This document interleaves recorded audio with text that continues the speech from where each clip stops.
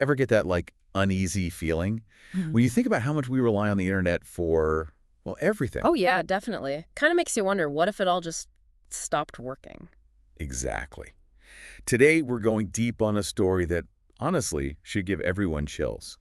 It all starts back in 2016 with a group no one's ever been able to pin down. The shadow brokers.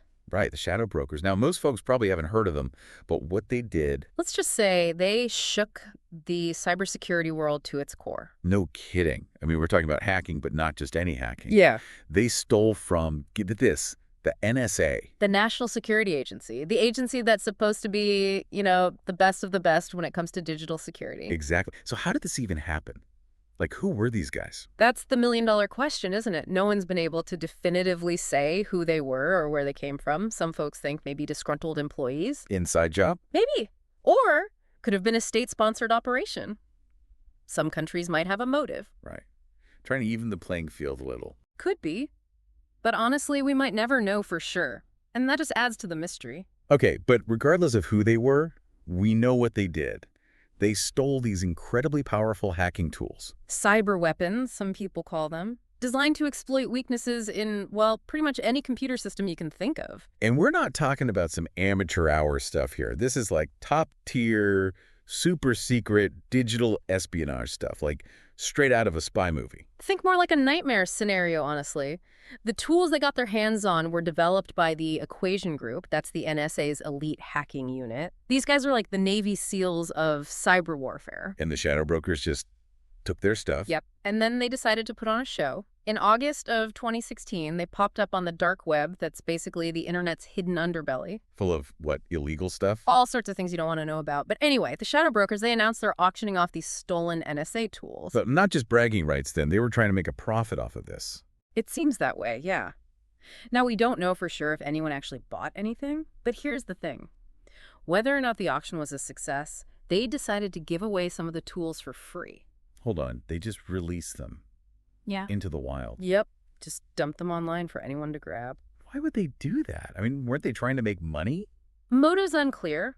Some say it was a power play, like firing a warning shot, look what we have, look what we can do.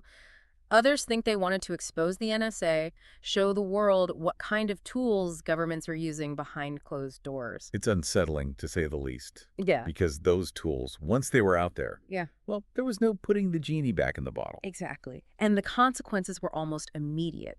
Suddenly, security experts all over the world were scrambling. They realized there were all these vulnerabilities in systems that everyone just assumed were secure. We're talking Windows, firewalls, all sorts of critical infrastructure. And this wasn't just theoretical, right? Like, this actually led to some serious real-world problems. Big time. Think back to 2017, the WannaCry ransomware attack. Remember that? Vaguely. That was the one that shut down, like, hospitals and stuff, right? Hospitals, banks, businesses. Yeah. It crippled systems in over 150 countries. Over 230,000 computers were infected. I'm guessing that was no coincidence. Not at all. WannaCry exploited a vulnerability called Eternal Blue. And guess where Eternal Blue came from? Let me guess. The Shadow Broker's little giveaway. Bingo! It was one of the tools stolen from the NSA and then released online. And think about the chaos that caused. Hospitals having to turn away patients, businesses losing millions of dollars, all because someone decided to unleash a cyber weapon on the world. It's scary how fragile our digital world really is. We rely on these systems for everything. Absolutely. And the worst part, it could have been even worse. WannaCry had a built-in kill switch that a security researcher accidentally triggered. If that hadn't happened, who knows how far it would spread. A lucky break, I guess. So let's talk a bit more about the Shadow Brokers themselves. They were clearly skilled hackers, but there was something almost theatrical about the way they went about all this. Oh, yeah, definitely. They were definitely trying to make a statement. They'd write these blog posts, but the English was off. Like, intentionally broken, full of typos and weird grammar. So it sounds like they were trying to sound, I don't know, foreign. Or just messing with people. Maybe both. They'd also throw in all these pop culture references, quotes from movies and stuff, and they'd rant about the NSA, accusing them of hypocrisy and all sorts of things. It was like they were trying to be these mysterious puppet masters, playing mind games with the whole world. So what was their end game? Money, chaos, revenge on the NSA? What? Honestly, it's anyone's guess. Maybe they were trying to disrupt the balance of power in the world of cyber warfare, And stir things up a bit? right? Or maybe they were idealistic, trying to expose the dark underbelly of government surveillance. But then again, maybe they were just in it for the money. We might never know for sure. What we do know is that they disappeared just as suddenly as they appeared. Poof. Vanished. No more leaks. No more messages. Gone without a trace. Leaving a trail of chaos in their wake. But their impact is still felt today, right? Without a doubt. They forced everyone to rethink cybersecurity. Companies realized they couldn't just assume their systems were secure.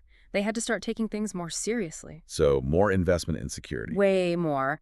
Companies started patching vulnerabilities, investing in better defenses. You also saw a rise in what are called bug bounty programs, where companies basically pay ethical hackers to find weaknesses in their systems before the bad guys do. Interesting. So the shadow brokers inadvertently made the internet a little safer. In a way, I guess you could say that. They exposed just how high the stakes were, and that woke a lot of people up, governments too. The fact that someone could steal these tools from the NSA, that was a wake-up call. It showed everyone that cyber warfare is a real threat, and it needs to be taken seriously. So where does that leave us? The average person just trying to, check their email and not get hacked. It's a reminder that in this hyper-connected world, we all have a role to play in cybersecurity. We can't just assume someone else is taking care of it. We have to be proactive, use strong passwords, be careful about what we click on, keep our software updated. Like, yeah, you lock your front door, but you got to check the windows too, Makes sense. Don't just rely on one layer of defense. Exactly. And remember, the bad guys are always looking for new ways to exploit weaknesses. The landscape is constantly changing. You got to stay vigilant.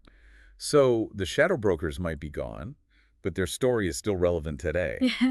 It's a reminder that the digital world can be a dangerous place, and we all need to be aware of the risks. Absolutely. And who knows, maybe there's another group out there lurking in the shadows, ready to make their own dramatic entrance. That's the thing about the dark web. You never know what's hiding in the corners. That's a thought to keep you up at night. Just a little something to ponder. Well, on that cheery note, we're out of time. Until next time. Stay safe out there, everyone.